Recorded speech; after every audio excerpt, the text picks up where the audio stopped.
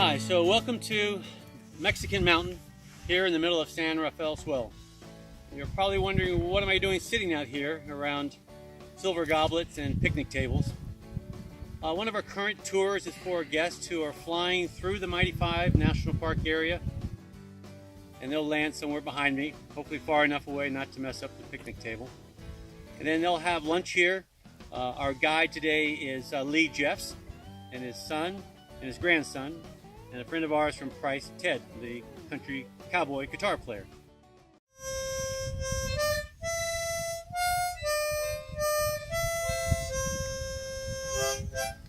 The history behind this piece of geography is San Rafael Swell, probably named after one of the Spanish explorers that came across the Spanish Trail trying to find a way to get to Los Angeles from Santa Fe.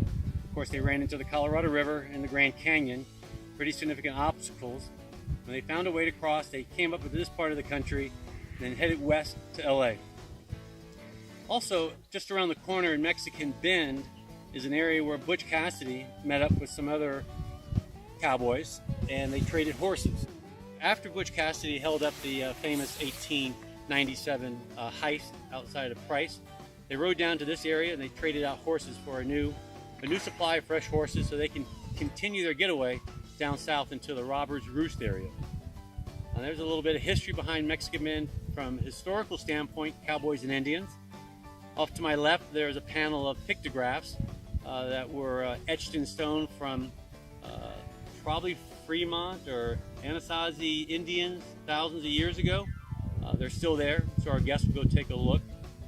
Also around 1975, Wanaco Petroleum Company built this airstrip so they could drill for oil. They drilled about 4,000 feet. They came up with a goose egg they picked up and took off. Now the airstrip remains and has been cared for. You can see a windsock behind me, and quite often bush pilots from all around the country will fly to the backcountry airstrips such as this to test their skills. It's a beautiful piece of geography.